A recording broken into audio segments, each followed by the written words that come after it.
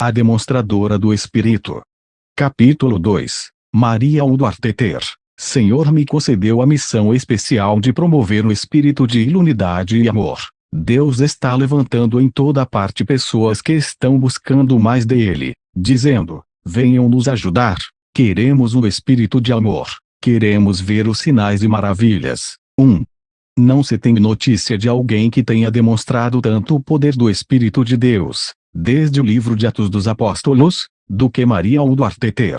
Ela foi uma mulher de visão e força espiritual formidáveis, que se manteve firme ante uma feroz oposição, levantou sua pequena mão e permitiu que o Espírito Santo espalhasse seu fogo. A irmã Ether viveu no plano espiritual como um canal poderoso da direção divina e das manifestações sobrenaturais de Deus. Foi uma fiel amiga do céu e preferiu perder sua reputação secular para ganhar a espiritual. Maria, cuja pronúncia é Mariah, nasceu em 1844 em uma fazenda de Lisbon, Ohio. Ela nasceu de novo no início do terceiro grande avivamento aos 13 anos de idade. O pastor que a levou ao Senhor profetizou que sua vida seria uma luz brilhante. 2. Ele não poderia imaginar que a menina pela qual orou se tornaria a avó do movimento pentecostal que se espalharia por todo o mundo. Maria logo sentiu o chamado de Deus e dedicou sua vida ao Senhor.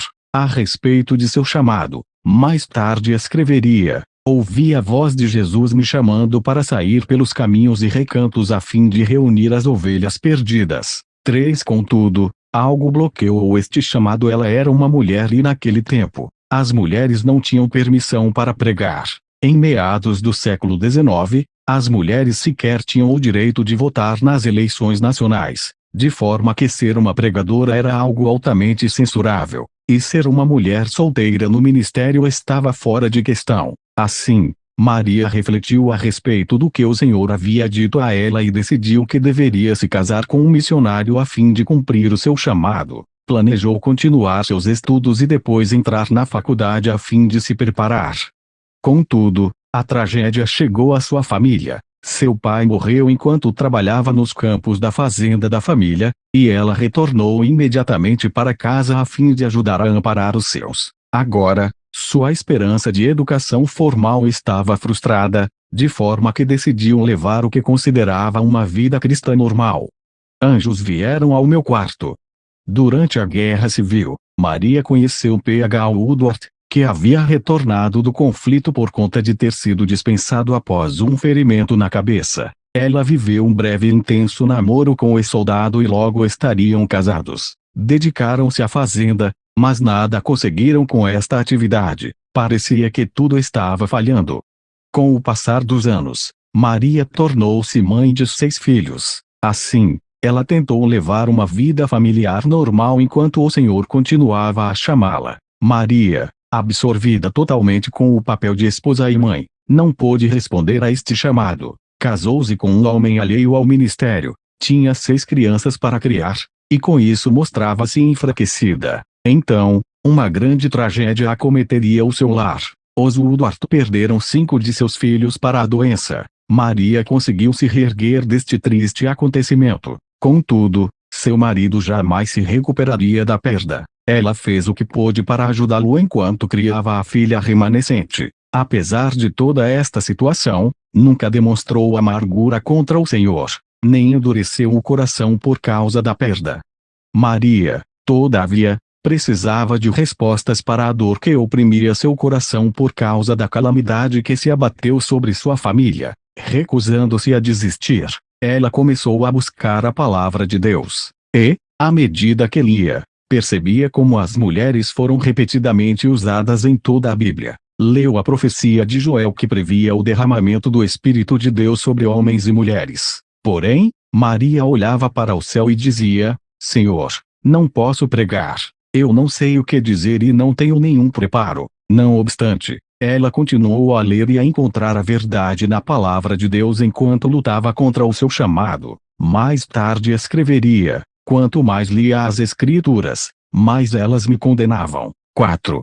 Então, Maria teve uma grande visão. Anjos vieram ao seu quarto e a levaram para o oeste, sobre planícies, lagos, florestas e rios, onde ela viu um vasto campo de trigo. À medida que a visão se descortinava, ela começava a pregar e via grãos que caíam em feixes. Então, enquanto pregava, Jesus lhe dizia: assim como os grãos caíram, pessoas cairão durante a tua pregação. 5. Finalmente, Maria percebeu que jamais seria feliz se não atendesse ao chamado. Em resposta a esta grande visão de Deus, ela se submeteu e com um sim ao seu chamado, pediu a ele que fosse ungida com um grande poder.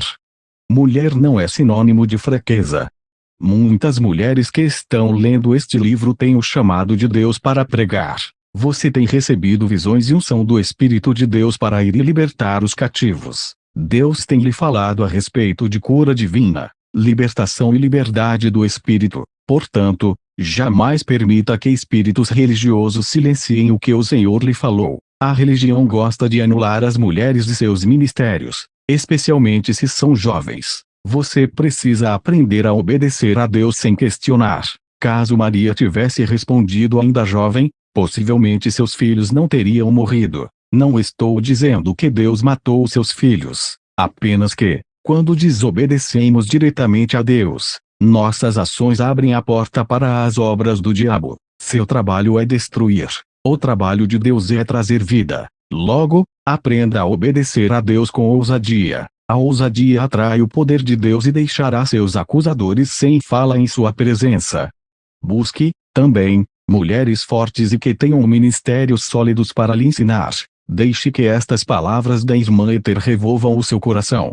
Minha querida irmã em Cristo, assim que ouvir essas palavras, possa o Espírito de Cristo vir sobre você e lhe conceder o desejo de realizar o trabalho que o Senhor lhe designou. Este é o momento propício para que as mulheres deixem sua luz brilhar, para mostrarem os talentos que estiveram escondidos e enferrujados, e usá-los para a glória de Deus, fazendo tudo o que puderem com a força de suas mãos e crendo no poder de Deus que disse: nunca te abandonarei. Não vamos chorar fraquezas. Deus usará as coisas fracas deste mundo para confundir as fortes. Somos filhos e filhas do Deus Altíssimo. Não deveríamos honrar nosso chamado e fazer tudo para salvar aqueles que permanecem no vale da sombra da morte. Ele não enviou Moisés, Arão e Miriam para serem líderes. Baraque não ousou enfrentar o inimigo a menos que Débora os liderasse. O Senhor levantou homens, mulheres e crianças de sua própria escolha: Ana, Uida, Ana, a profetisa, esposa de Simeão, Febe, Narciso, Trifena, Pérside, Júlia, as Marias e as irmãs que colaboraram com Paulo. É menos apropriado para as mulheres servirem hoje em dia, no reino de Cristo e sua seara, do que no passado. 6. Busque o Espírito de Deus por si mesma. Se for chamada, terá de responder a esse chamado. Obedeça a Deus sem questionar. Ele cuidará dos detalhes. Eles choravam por toda a casa.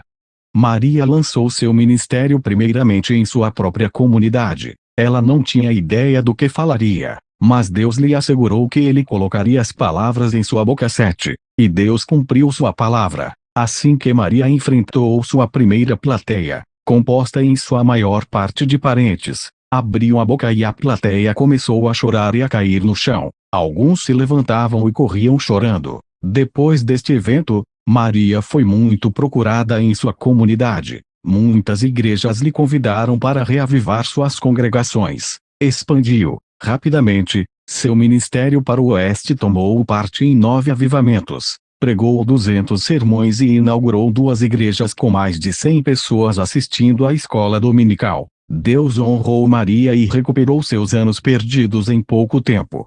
Em certa ocasião foi realizada uma reunião em uma cidade chamada Devilsden, caverna de demônios. Nenhum ministro obtivera sucesso ali, de forma que as pessoas vieram para zombar dela. Compareceram com a expectativa de ver a mulher evangelista fugindo da cidade, despedaçada e derrotada. Mas eles teriam a maior surpresa de suas vidas. A irmã Ether podia até ser uma mulher, mas não era do tipo que se dobra facilmente. Ela conhecia a tática para batalhas espirituais e a oração fervorosa que abria o céu.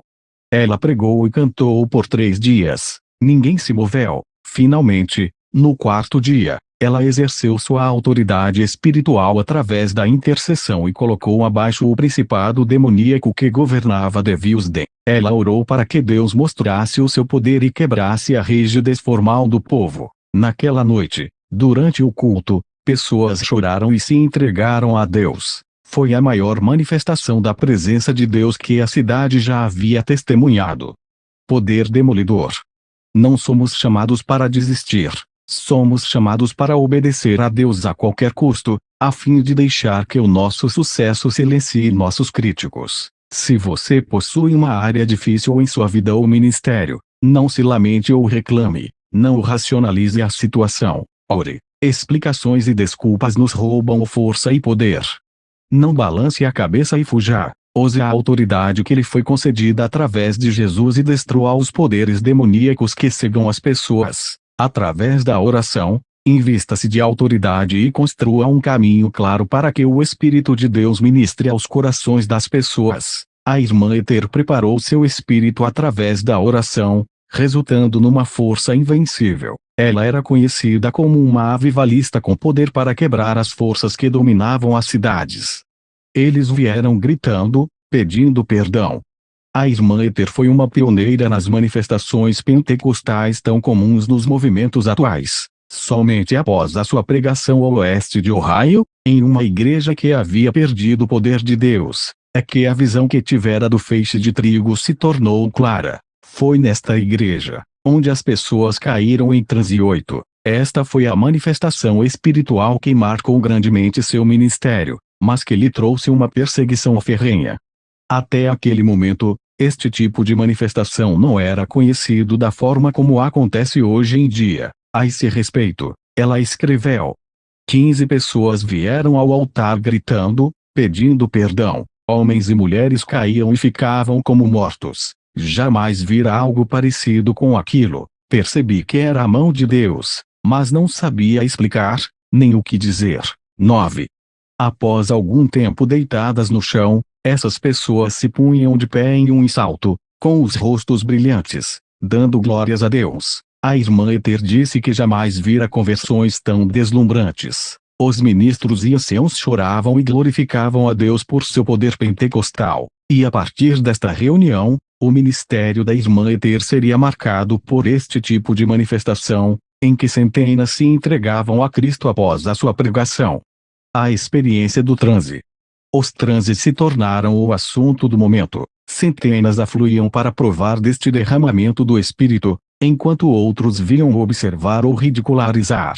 Em determinado encontro, 15 médicos vieram de diferentes cidades a fim de investigar os transes. Um desses médicos era um líder, expert em sua área. A esse respeito, a irmã Ether assim escreveu: ele não quis admitir que o poder viesse de Deus. Ele se daria por satisfeito em provar que o fenômeno era outra coisa qualquer.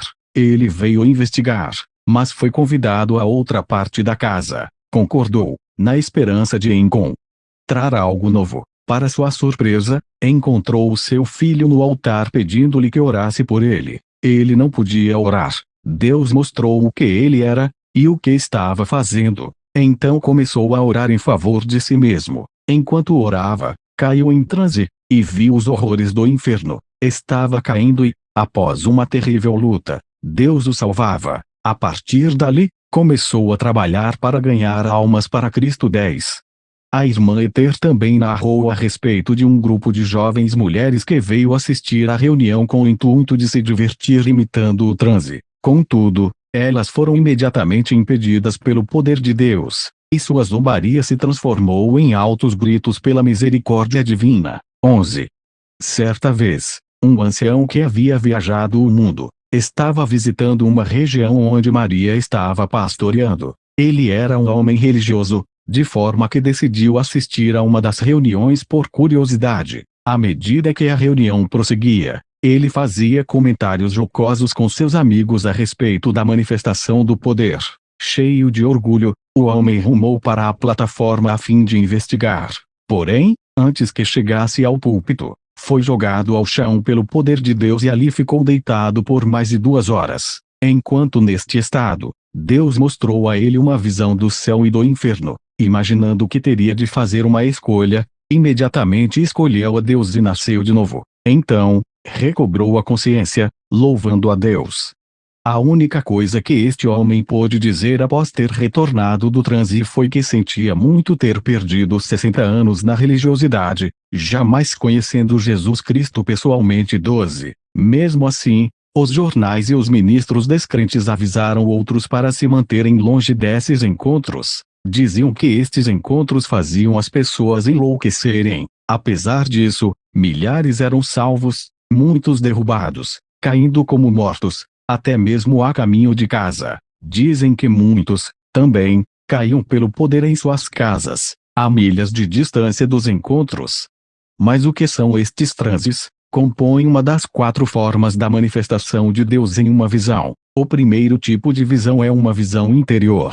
O quadro que você vê de seu homem interior, o homem espiritual, trará grandes benefícios se você prestar atenção. Segundo, há a visão aberta. Essa visão ocorre quando você está com os olhos bem abertos, e como ver uma grande tela de cinema bem à sua frente, à medida que Deus lhe mostra o que pretende de você. Terceiro, temos a visão noturna. Ocorre quando Deus lhe dá um sonho a fim de alertá-lo quanto a determinado assunto. O último tipo de visão é a visão em transe. Nessa visão, as habilidades naturais são paralisadas, possibilitando a Deus ministrar o que for necessário. As pessoas que retornavam da visão em transe, nas reuniões da irmã Ether, diziam ter visto ambos, céu e inferno.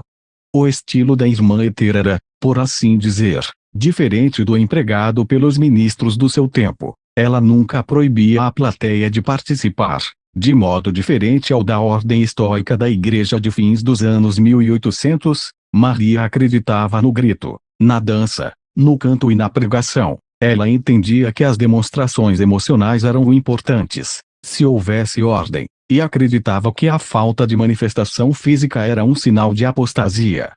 Ordem ou agitação. Acredito que Deus se mostra preocupado com as igrejas, hoje em dia, porque elas se recusam a permitir que o povo se expresse aberta e livremente para Ele. Se o povo não pode se expressar livremente para Deus, então Deus não pode se manifestar para este povo. Algumas pessoas têm medo de emoções na igreja. Elas não têm problemas em se emocionar em casa, ou em um evento esportivo. Porém, por alguma razão religiosa, acham que a igreja deve ser silenciosa e serena. Mas deixe-me dizer-lhe algo, o céu não é silencioso e sereno. Algumas pessoas terão uma grande surpresa quando morrerem e forem para o céu. Terão que aprender como se regozijar com todos os demais, pois o céu está repleto de vida e energia. Temos muito por que gritar aqui e lá. Nossas igrejas precisam receber o mover renovador de Deus. E, queiram ou não, o mover a Deus afeta as emoções. Bem, Roberts, eu não acredito que Deus esteja naqueles gritos e danças. Os gritos e a dança não são Deus. São apenas as respostas espontâneas ao seu poder. Você já colocou o dedo no soquete de uma lâmpada e ficou quieto. Quanto mais quando você toca a Deus. Quando Deus toca você, ocorre uma reação, se você disser bem. E quanto aos exageros, eu digo porque nos preocupamos tanto com um fosso no caminho quando temos tanta estrada adiante para olharmos. Focalize a verdade e o que é falso irá desvanecer. Quando o poder de Deus estiver sobre você, você irá se deleitar. E quando você se deleita em algo, você demonstra isso. Então, aprenda a verdade a respeito do que Deus ama em seus adoradores, e pratique isto. Agora você diz, bem, as pessoas vão falar a nosso respeito. Eu digo, e daí? A verdade se sobrepõe à mentira. O que as pessoas não compreendem, elas criticam. Mentiram a respeito de Jesus, mas ele continua vivo hoje. Quando estas pessoas experimentarem o toque real de Deus, mudarão suas mentes.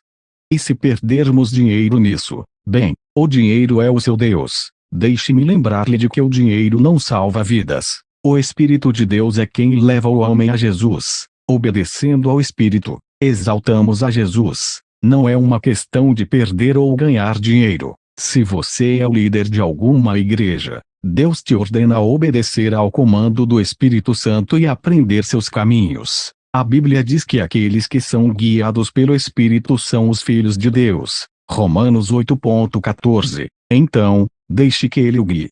Se você se deixar guiar pelo Espírito, as visões irão aumentar em sua igreja. Devemos ter um amadurecimento espiritual a fim de enfrentar qualquer tipo de problemas ou espíritos malignos. As religiões da nova era têm ido tão a fundo no reino dos espíritos enganadores que a Igreja de Cristo tem se mostrado receosa em procurar as reais manifestações do Espírito de Deus. No reino espiritual Deus hede, mas também os espíritos demoníacos. E se o Espírito Santo não for o seu guia quando estiver nesse ambiente, você estará sujeito ao lado demoníaco. Contudo, os adeptos da nova era não entram no reino espiritual através de Jesus Cristo. Entram por seus próprios meios. E é aí que são enganados. Não somos nada sem o sangue de Jesus. Alguns temem ser acusados de se envolver com a nova era ao buscarem a manifestação sobrenatural de Deus. Se você estiver seguindo o Espírito Santo, ele lhe manterá puro. Então, abra sua igreja para o mover de Deus, e aprenda com aqueles que vieram antes de você. Onde está o Espírito de Deus, aí há liberdade e também ordem. Não estou falando dos limites que são fixados por temor, ou controle denominacional. As pessoas estão famintas por Deus e por liberdade. Alguns irão viajar por continentes a fim de ouvir alguém que verdadeiramente conheça a Deus e as manifestações de seu Espírito. Elas caem atordoadas. Quando a irmã Ether chegou aos 40 anos de idade, já havia se tornado um fenômeno nacional. Algumas denominações reconheceram sua habilidade para reavivar igrejas mortas, atrair os não convertidos e criar um novo e profundo caminhar com Deus. Médicos, advogados, bêbados e adúlteros, pessoas de todos os tipos eram gloriosamente salvos e cheios do Espírito Santo em suas reuniões. Por causa de uma dessas reuniões em 1885, a polícia afirmou que jamais havia presenciado tal mudança em uma cidade. A cidade estava tão pacífica que eles não tinham trabalho algum a fazer. 13. O repórter de um jornal escreveu a respeito da irmã Ether. Ela se aproxima das pessoas como garras que seguram a presa. Por algum poder sobrenatural, elas caem atordoadas. E quando estão no chão, ela aplica uma pressão hidráulica e bombeia toneladas da graça de Deus dentro delas. 14. Por fim, o Senhor levou Maria a orar pelos doentes. Ela se mostrou relutante, de início, sentindo que isto a distanciaria de seu chamado evangelístico. Mas Deus continuou a mostrar claramente a sua vontade e ela finalmente cedeu. Estudou a palavra e começou a pregar que a vontade de Deus é curar os enfermos. Logo, seria possível ver evangelismo e cura caminhando lado a lado, à medida que milhares recebiam a Cristo como resultado dos testemunhos de cura. Maria pregava que a manifestação arrebatadora do Espírito não era novidade, era algo que a igreja havia perdido. 13. Ela se recusou a ser levada pelas doutrinas prediletas da moda, desejando apenas que o Espírito Santo fizesse o seu trabalho. Certa feita, em uma das reuniões, uma multidão acorreu ao púlpito, gritando: "O que devemos fazer?" Maria nos relata o restante da história.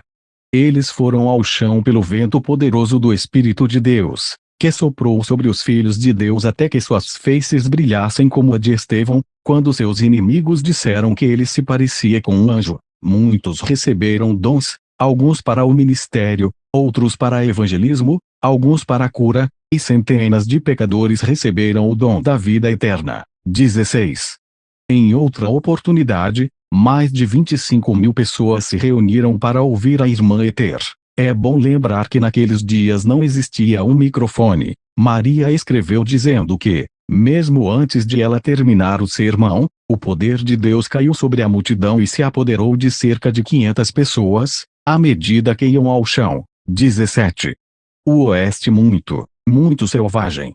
Evidentemente, a vida da irmã Ether foi marcada por inúmeras perseguições. Havia problemas em cada esquina, sem falar na pressão que era liderar uma quantidade tão grande de pessoas que experimentavam, pela primeira vez, as manifestações do Espírito em suas vidas. Além de tudo isso, ela era uma pastora, casada com um homem infiel.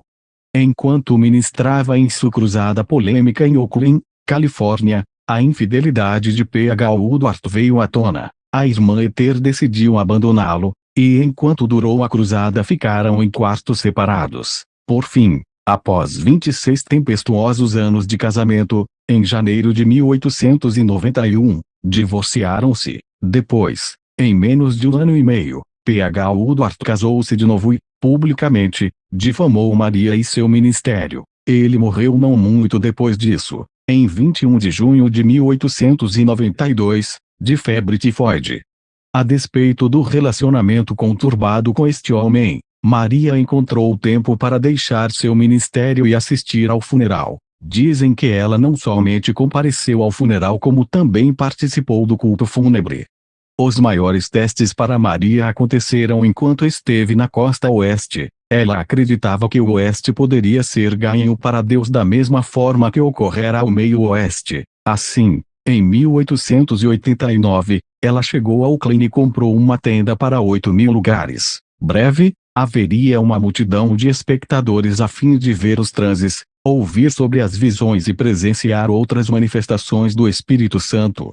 Contudo, ela também sofreu uma dura perseguição na costa oeste. Criminosos, ou gangues, como são chamados hoje em dia, começaram a atormentar as suas reuniões. Muitas vezes, esses homens escondiam explosivos nos aquecedores a lenha e, milagrosamente, nunca ninguém se feriu. Em certa ocasião, um vendaval rasgou a lona da tenda durante uma reunião. Ameaças de morte eram enviadas a ela semanalmente. Jornais a caluniavam sem trégua e pastores se levantavam contra ela. Gente maldosa trazia pessoas com distúrbios mentais para seus encontros, sabendo que iriam causar uma grande comoção. Isto aconteceu com tanta frequência que, muitas pessoas inocentes, pensavam que as reuniões de Maria haviam deixado aquelas pessoas dementes, e por causa da má interpretação de sua teologia, os cidadãos chamavam diariamente as autoridades a fim de que acabassem com as reuniões. Todavia, Maria se recusou a deixar Oakland até que sentisse que Deus havia terminado a sua obra ali. Quando tudo indicava que as gangues estavam conseguindo seu intento, o Departamento de Polícia de Oakland destacou seguranças a fim de proteger as reuniões. Contudo, esta situação piorou porque os seguranças eram inexperientes, tanto em caráter quanto por não usarem de bom senso. Velório de Maria. A evangelista M.B. Woodward Teter. Nos últimos anos de seu ministério, Maria sempre vestia branco quando ministrava.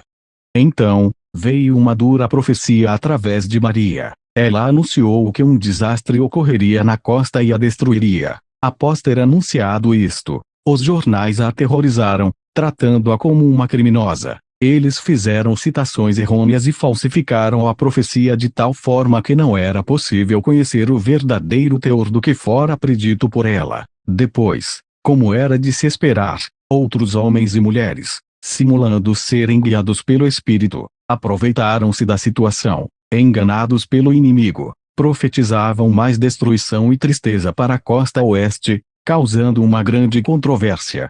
A irmã Ether tinha muitos ministros proeminentes a seu favor, e muitos outros contra ela. Um deste último grupo era John Alexander Dowie. Enquanto ela permaneceu na costa oeste, ele se juntou aos que criticavam Maria e, publicamente, denegria o que chamara de evangelismo de transes, dizendo que o movimento não passava de um grande engano. 18. Não havia outro ministério, a não ser o de Maria, que se comparasse ao de Dowie em termos de curas e popularidade, de modo que ele, frequentemente, se referia a ela quando falava em abusos. Somente uma vez a irmã Ether se defendeu de Dowie publicamente. Ela usou estas palavras. Depois de afirmar em nossas reuniões perante milhares de pessoas, que ele nunca havia visto tal poder de Deus, e de forma tão maravilhosamente manifestada, e depois de aconselhar os seus a me apoiarem, percorreu toda a costa pregando contra mim e contra minhas reuniões, até que suas obras missionárias entraram em colapso. Sua única objeção era que alguns caíam, pelo poder de Deus, em nossos encontros. Ele fez conferências contra mim 2 ou 3 vezes em São Francisco, e disse que eu tenho parte com Satã. Muitos foram ouvi-lo, mas seu discurso se deu de tal forma que muitos se retiraram desgostosos no momento em que ele ainda falava. Eu disse às pessoas que eu havia sido sua amiga e que eu tratara como a um irmão, e que ele não estava lutando contra mim, mas contra Deus e sua palavra. Eu disse às pessoas que eu o entregaria nas mãos de Deus, e que eu seguiria adiante com o Mestre. Eu disse a eles que prestassem atenção na forma como nós iríamos sair disso tudo, e de como ele cairia em desgraça, e que eu estaria viva ainda, quando ele morresse. 19. A irmã Ether viveu 17 anos a mais do que John Alexander Dowie. Pode-se dizer que a irmã Ether cometeu alguns erros em sua cruzada em Oakland, mas não é de se espantar, tamanha a quantidade de ataques planejados contra ela. Contudo, devemos lembrar que em 1906, São Francisco sofreu o terremoto mais devastador da história da América. A profecia da irmã Ether em 1890, então se confirmaria. Ether também fez alguns bons amigos enquanto esteve naquele lugar, sendo um deles Kerry Jade Montgomery. Montgomery viera da costa leste a fim de conduzir reuniões na Califórnia. As duas se encontraram e desenvolveram uma longa amizade. Kerry e seu marido, George, foram peças fundamentais no desenvolvimento do movimento pentecostal e fundaram a Casa da Paz em Oakland. O casal apoiou bastante a irmã Ether durante todo o seu ministério. Presente de Deus. Durante este período da vida da irmã Ether, também surgiram alguns momentos de refrigério. Ao lado das amizades feitas, Deus não quis que ela carregasse o manto do ministério sozinha. Levou algum tempo, mas, 10 anos depois do divórcio, Maria encontrou um homem maravilhoso de Hot Springs, Arkansas, de nome Samuel Ether. Deus lhe enviou o companheiro perfeito e se casaram em 1902. A irmã Ether nutria um grande respeito por este cavalheiro e, com frequência, referia-se a ele como o seu presente de Deus. Mais tarde, ela escreveu a respeito dele.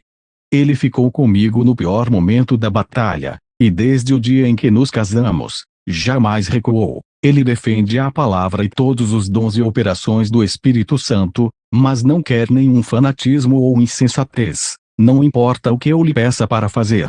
Ele ora, prega, canta e é muito bom para trabalhar no altar. O Senhor sabia do que eu precisava, e tudo veio pela mão dele, através do seu amor e cuidado para comigo e com a obra. 20.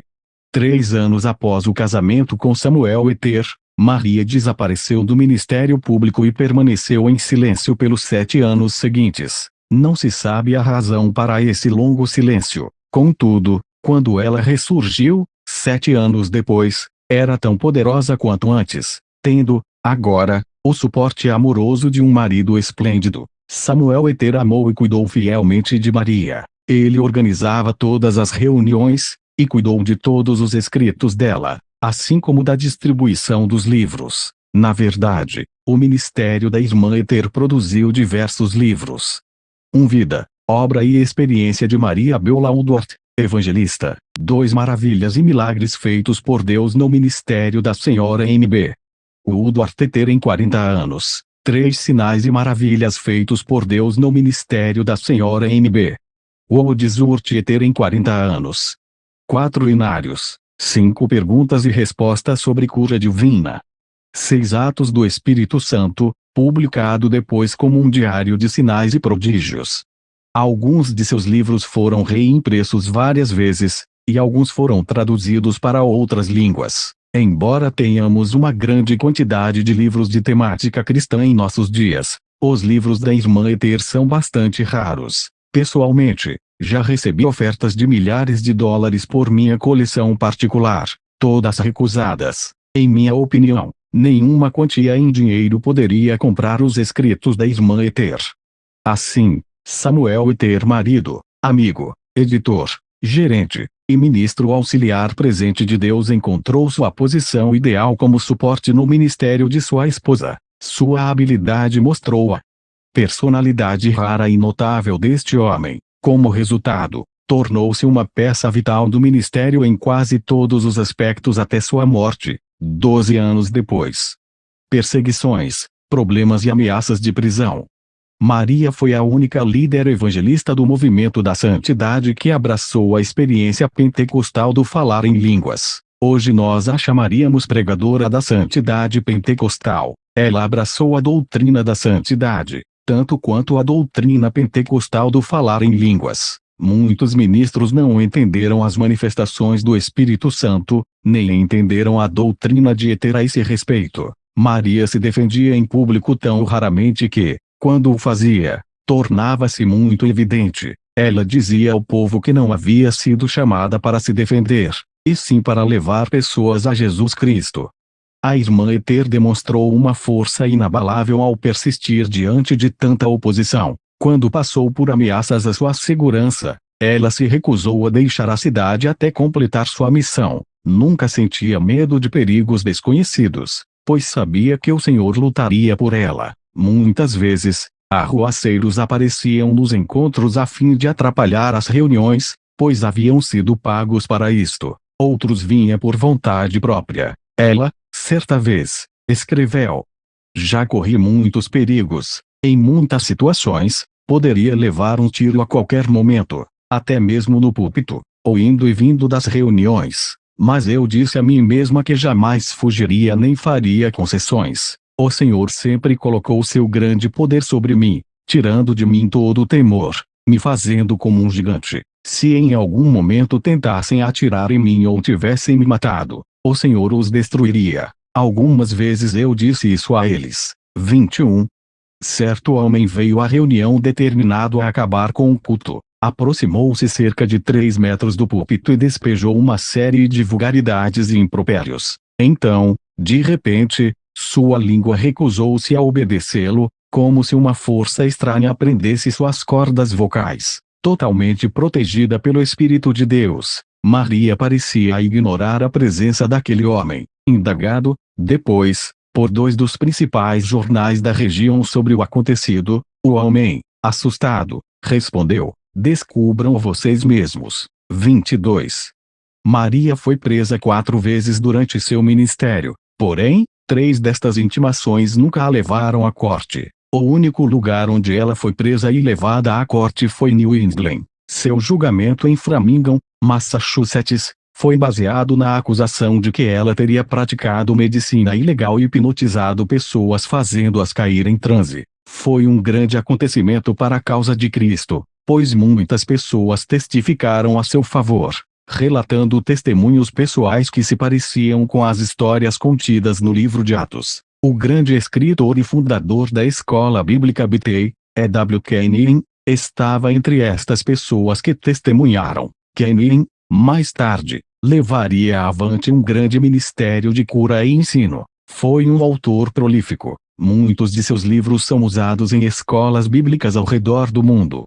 O amor que Maria nutria por diferentes culturas também foi motivo de perseguições raciais. Ela amava as comunidades afro-americanas e americanas nativas da mesma forma que amava as pessoas da raça branca. Muitas vezes, ela pregou para igrejas de negros, ajudou os seus pastores e apoiou seus avivamentos. Também foi para uma reserva indígena, permanecendo por semanas através de seus próprios recursos. Todas as classes sociais eram bem-vindas em sua casa, ricos e pobres. A irmã Ether amava a todos.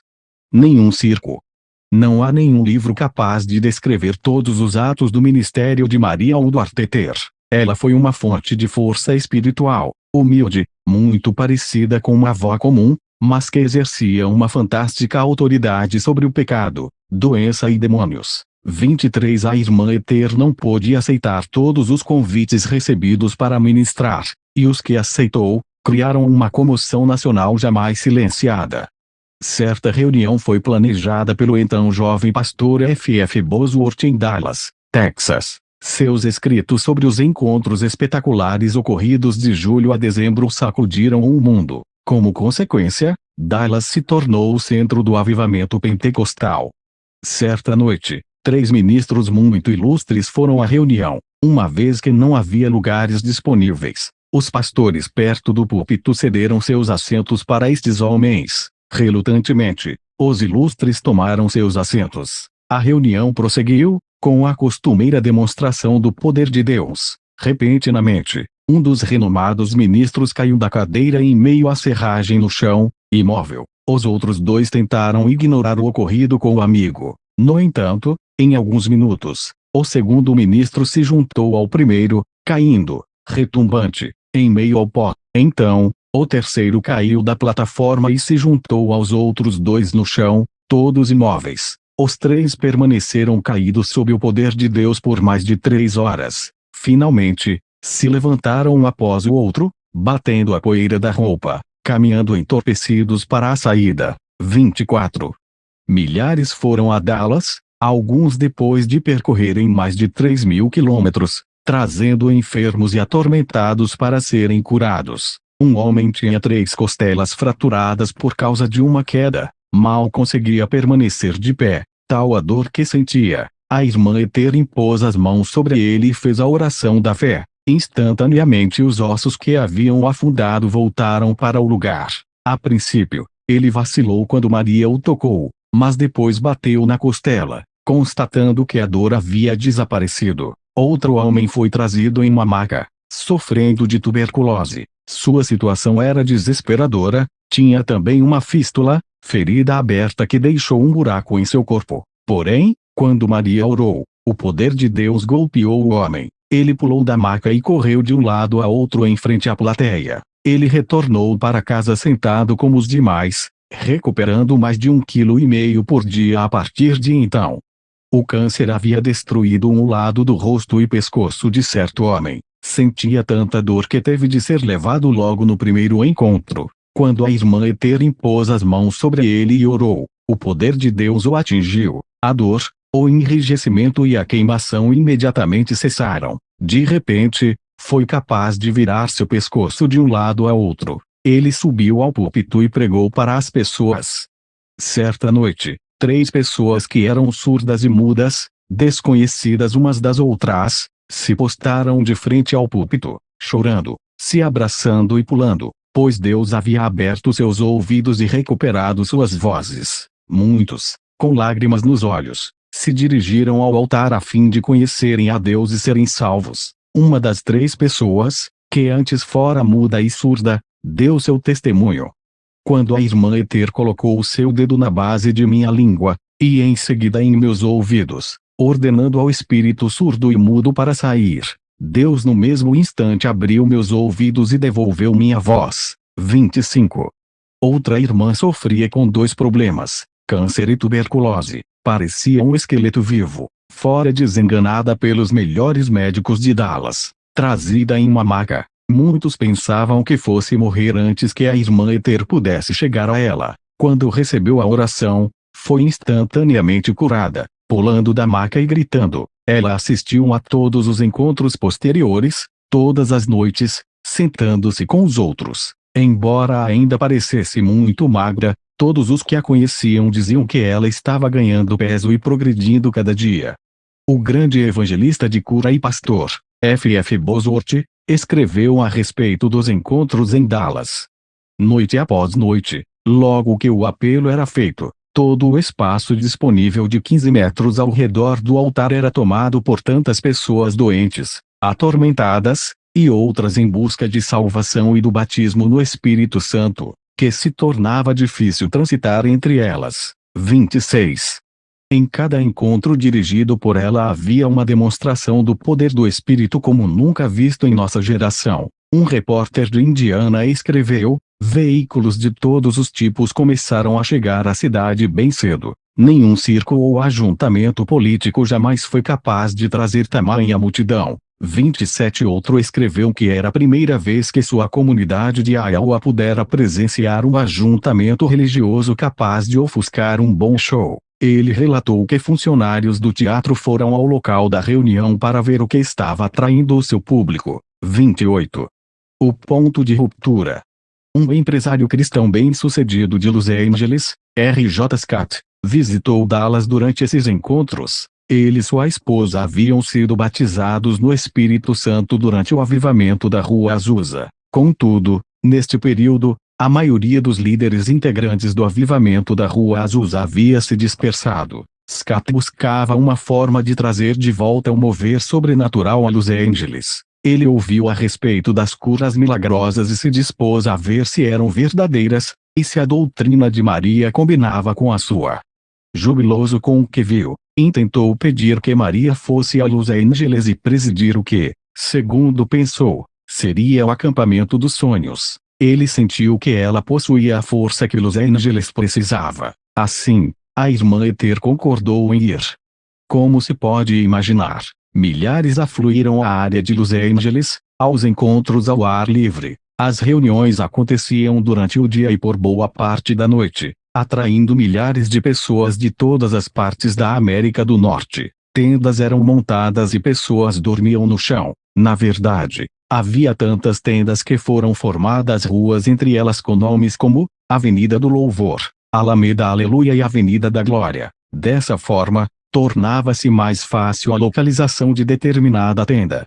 Embora os resultados das reuniões fossem fenomenais, este Encontro Mundial de Los Angeles em 1913, Encontro Azusa Arroio Seco, também ficou conhecido como o evento que deu origem à primeira divisão do movimento pentecostal. Foi aqui que surgiu o debate em torno da doutrina só Jesus, unicismo ou novo tema. Este ensinamento teve origem em John G. Shepp, um homem que passou a noite em oração durante os encontros. Shepp acreditava ter recebido algo novo a respeito do uso do nome de Jesus, e correu o acampamento a fim de compartilhar isto com outras pessoas. Como resultado, as pessoas da costa oeste começaram a batizar apenas em nome de Jesus. Eram informadas de que se fossem batizadas na Trindade, teriam que ser batizadas de novo. Este pensamento dividiu o movimento pentecostal. O acampamento dos sonhos de Scott objetivava criar unidade dentro do corpo de Cristo. Em vez disso, produziu uma das maiores rupturas já conhecidas nesta geração. 29.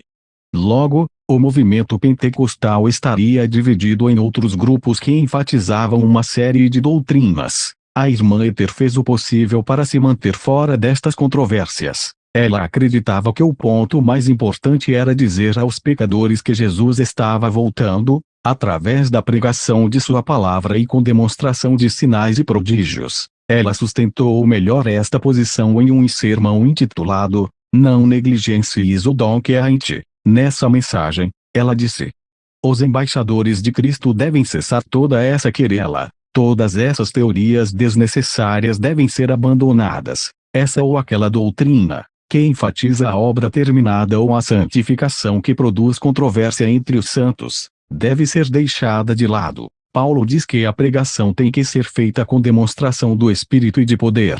Deixem a palavra agir com a demonstração de poder, de forma que as pessoas possam ver o que Deus tem para elas. 30.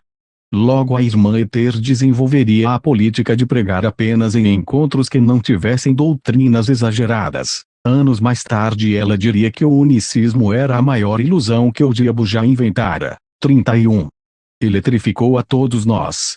Compreensivelmente, a irmã Ether nutria um misto de emoções a respeito do encontro em Los Angeles. Ela foi apresentada como oradora principal, e milhares vieram de toda a América para estar em seus encontros. Contudo, por causa da controvérsia política, os pastores tomaram o controle, e a irmã Ether se viu forçada a ministrar apenas durante as manhãs. Os homens tomaram as tardes e noites a fim de exporem fundamentalmente a nova doutrina do unicismo. Ela foi pressionada a abrir mão de parte de seu tempo a fim de que o orador da tarde pudesse começar. Mas a despeito de tudo isso, milhares foram milagrosamente curados. Houve relatos de que, quando seu tempo de ministração se aproximava do fim, a irmã Ether levantava suas mãos em direção ao céu enquanto deixava a tenda e naquele momento, muitos eram curados. Um jovem recorda: ela levantou suas pequenas mãos e o poder do Espírito Santo eletrificou a todos nós. 32. Pessoas inválidas deixavam seus leitos de dor, o surdo ouvia, o cego enxergava, a artrite era instantaneamente curada, tumores destruídos, a hidropisia debelada. Em suma, todo tipo de enfermidade e doença que ousava desafiar a irmã Ether durante os encontros, tinha que dobrar os joelhos perante Jesus Cristo e era desintegrada pelo fogo do Espírito, e tudo isso mesmo em meio a divisões doutrinárias. Elizabeth Waters lembra assim estes encontros: lembro-me como se fosse ontem, eu e uma amiga empurrando minha mãe em uma cadeira de rodas por 6 ou 7 longos quarteirões. 2 homens enormes colocaram a cadeira de rodas em frente ao púlpito circular que já estava rodeado de muitas outras cadeiras. Estava tão quente que minha mãe implorou para que eu a levasse de volta para casa, mas insisti que ficasse. Para a glória do Senhor, foi indicado, por revelação, que sua cadeira de rodas deveria ser colocada sobre o púlpito, onde uma pequena e linda senhora, que jamais esquecerei, falou com a minha mãe, eu a F. Maria e seus obreiros em Indiana, 1924.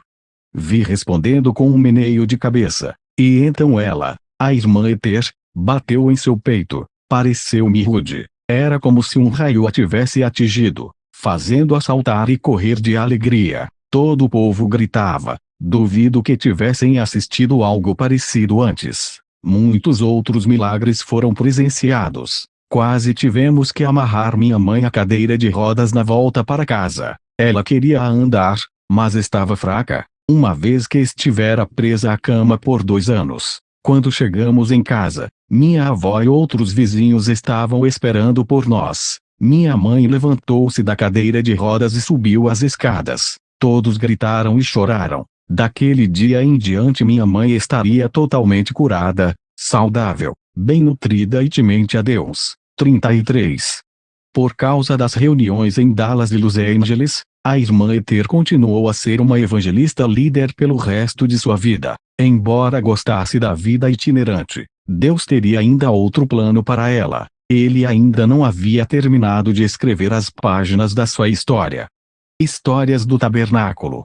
Após 45 anos de ministério e pregar milhares de sermões de costa a costa, Deus falou com Maria a respeito da construção de um tabernáculo no oeste de Indianápolis. Muitos haviam pedido que ela construísse um local permanente onde pudessem ir a qualquer momento a fim de receber sua ministração. Todos os cantos da América ofereceram um local, porém, ela escolheu Indiana por causa de sua posição central, bem ao estilo da irmã Ether. O tabernáculo foi um modelo para as igrejas pentecostais atuais. Ela construiu a igreja ao lado de sua casa e ministrou neste lugar pelos 6 últimos anos de sua vida.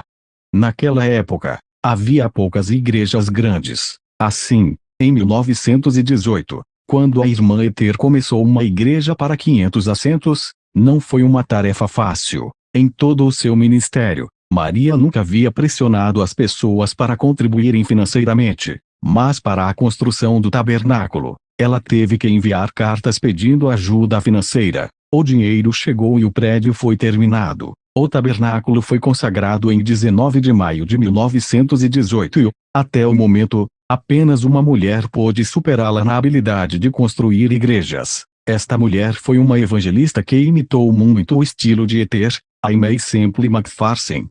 A irmã Ether utilizou o tabernáculo como sua base de operações. Ela tinha um discernimento especial para escolher parceiros que pudessem contribuir com o avivamento. Por conta disto, a igreja permanece até hoje embora em local diferente afiliada às Assembleias de Deus. As pessoas afluíam de todas as partes da América a fim de estarem em sua igreja, e muitos permaneceram membros fiéis. Certo homem se recorda de que as pessoas iam em direção ao altar e caíam antes de chegar lá.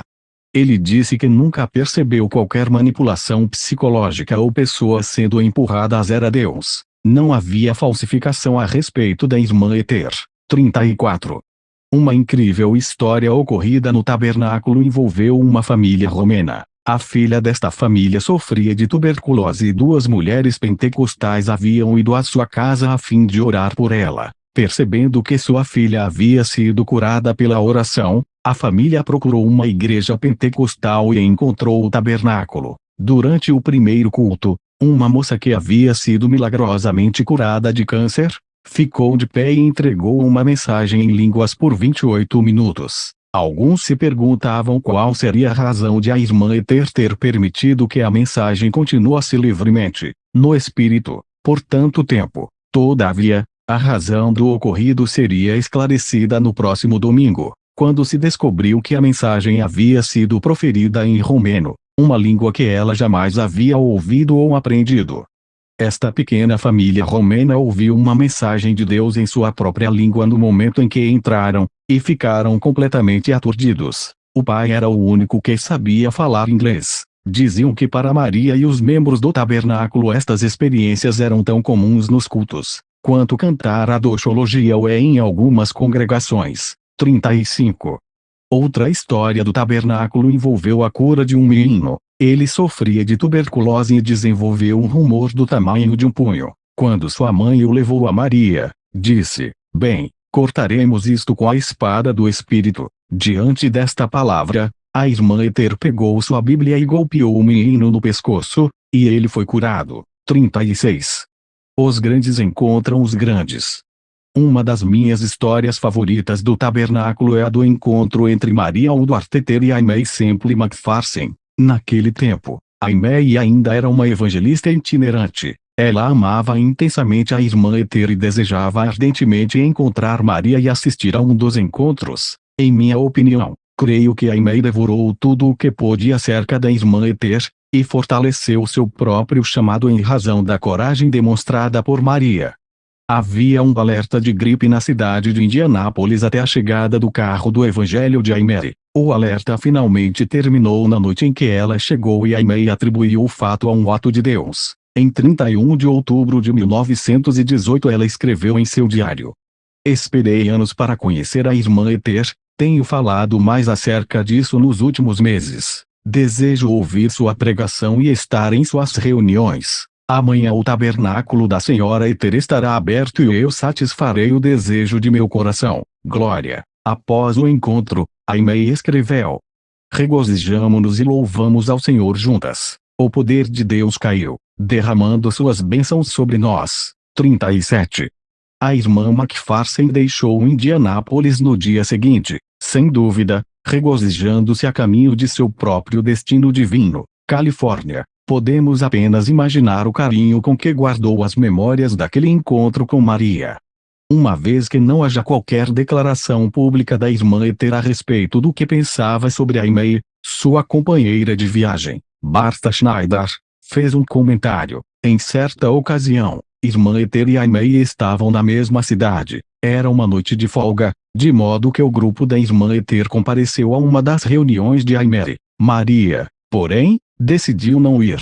A razão fornecida pela senhora Schneider foi que a irmã Esther mostrou preocupação a respeito da direção na qual o ministério de Aimee estava seguindo representações teatrais e outras atrações populares. 38 Pessoalmente, vendo a situação como a irmã Esther, sob o aspecto da santidade, entendo que sua preocupação era genuína e não crítica.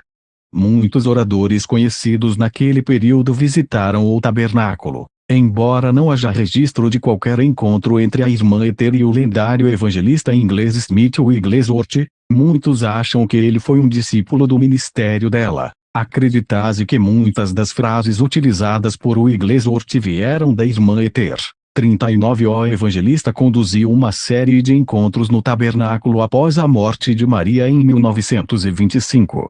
Para alguns de vocês, essas histórias podem parecer assustadoras. Compreenda que Deus está restaurando o mover sobrenatural na igreja de hoje. Alguns, ao lerem este livro, se mostrarão atemorizados a esse respeito. Deus tem dito a alguns de vocês que orem pelos doentes em suas igrejas, e vocês não estão obedecendo a este chamado. Talvez você não saiba muito acerca da vontade de Deus para curar.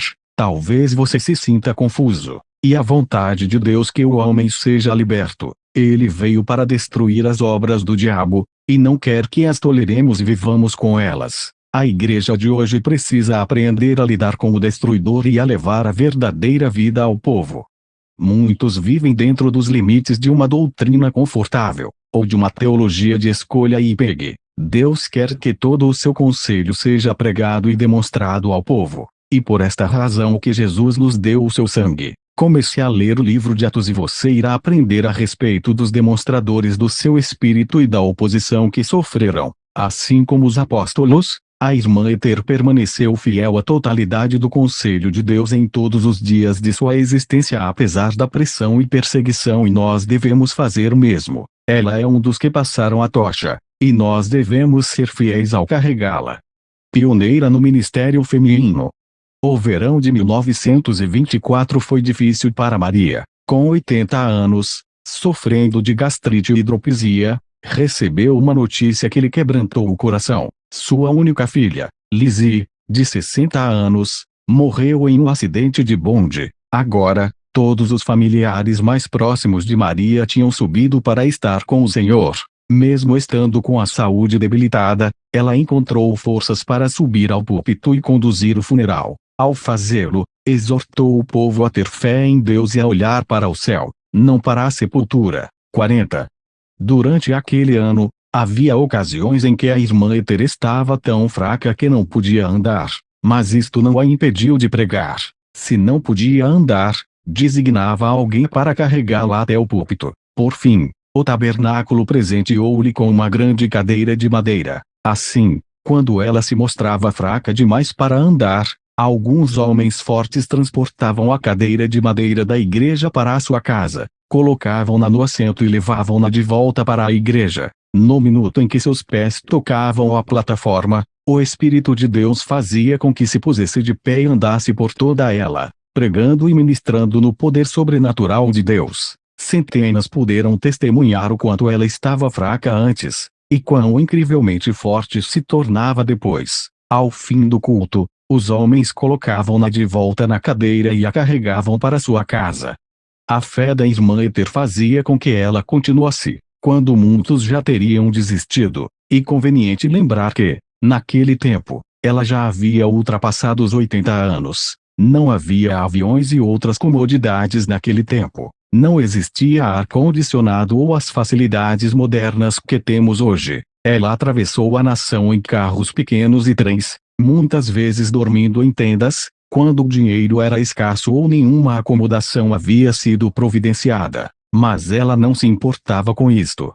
3 semanas antes de morrer, o Senhor revelou a Maria que era questão de dias a sua partida para receber seu galardão. Durante este período, uma senhora lhe trouxe flores. Agradecendo, a irmã Ether disse: "Logo estarei onde as flores são eternas." 41 Algumas vezes ela chegou a pregar sermões àqueles que a visitavam em casa. A respeito de sua morte, Auguste Feix, um obreiro da igreja, escreveu: "Poucos dias antes de seu falecimento, ela me chamou, segurou-me a mão e disse: 'Irmão Feix, você entende que estou indo para onde é o destino de toda a carne?' 'Sim, mãe', respondeu ele. 'Você tem sido fiel ao nosso ministério por todos esses anos', replicou ela. 'Agora, eu creio que as bênçãos de Deus deverão continuar sobre você, logo não estarei aqui para ajudá-lo.'"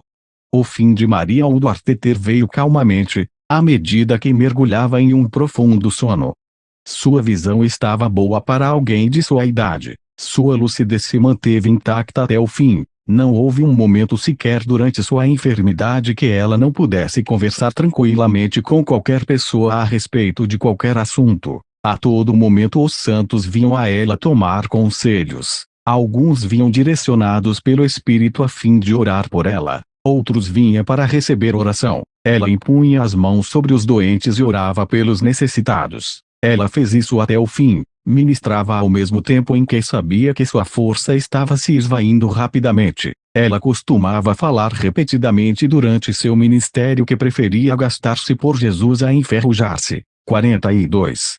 Antes que a irmã Ether fosse ao encontro do Senhor com a idade de 80 anos, ela enterrou todos os 6 filhos e seus 2 maridos. Pregou milhares de sermões de costa a costa. Manteve-se vencedora sobre gangues e ministros corruptos. Foi pioneira no ministério feminino e manifestou firmemente o poder do Espírito Santo com sinais poderosos e maravilhas.